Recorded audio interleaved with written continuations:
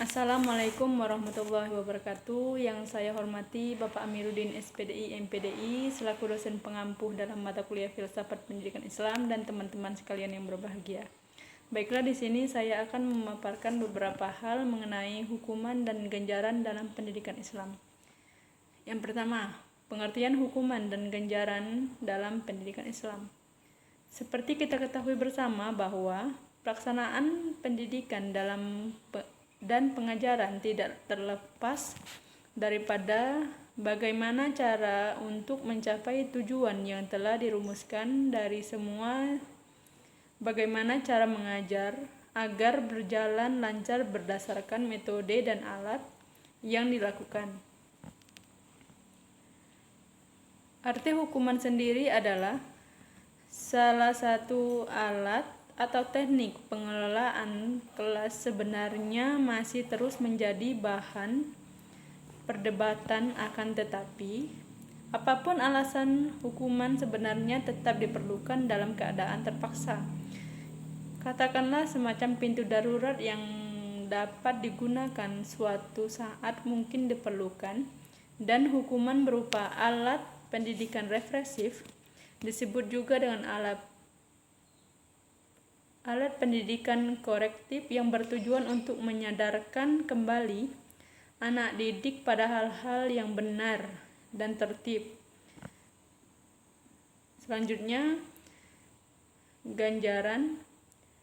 Dalam Kamus Bahasa Indonesia, arti ganjaran adalah hadiah atau pembalasan jasa. Sementara dalam bahasa Arab, ganjaran diistilahkan dengan kata sawaf yang berarti pahala, upah, balasan.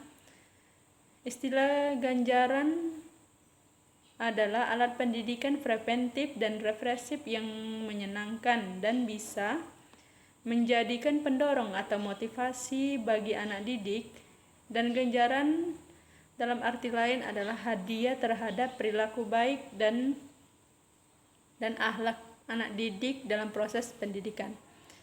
Yang kedua, model-model hukuman dan ganjaran dalam pendidikan Islam. Hukuman yang dapat dikenakan kepada anak-anak bermacam-macam jenisnya. Sehubungan dengan hal tersebut, menurut Suwarno mengungkapkan berdasarkan menurut para ahli yang bernama Western, terdapat 3 tingkatan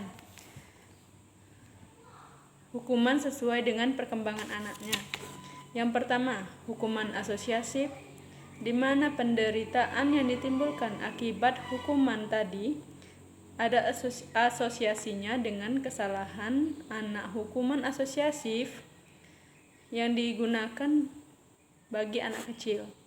Yang kedua, hukuman logis, di mana anak dihukum sehingga mengalami penderitaan yang ada hubungannya dengan logis, dengan kesalahan. Hukuman logis ini dipergunakan pada anak-anak yang sudah agak besar, yang sudah mampu memahami hubungan antara kesalahan yang diperbuatnya dengan hukuman yang diterimanya.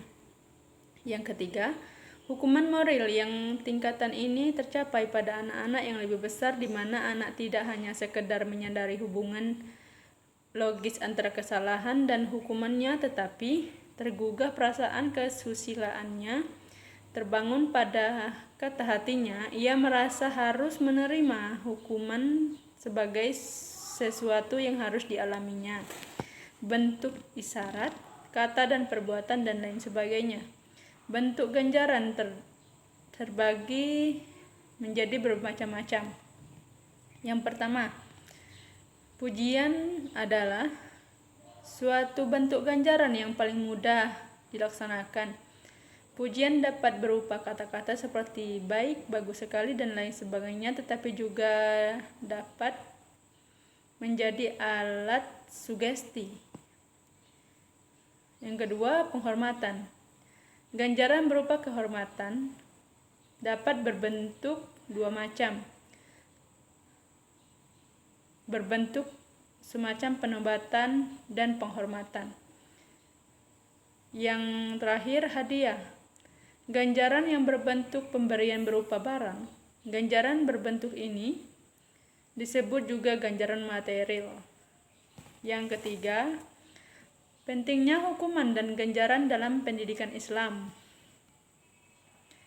Hukuman dan ganjaran dalam pendidikan Islam dapat dikatakan bahwa ada hubungan antara pemberian dan reward dan punishment dengan sikap kemandirian dalam pendirian dan pendidikan Islam.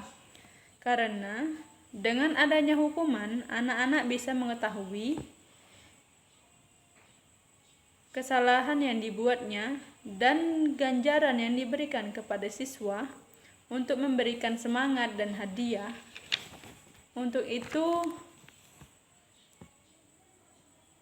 untuk memotivasi supaya prestasi dan kenaikan yang mereka lakukan dalam lingkungan sekolah maupun lingkungan masyarakat dapat mereka pahami. Baiklah, mungkin hanya itu yang dapat saya jelaskan, kurang dan lebih saya mohon maaf. Saya akhiri, wallahul muwaffiq ila aqwamit thoriq. Wassalamualaikum warahmatullahi wabarakatuh.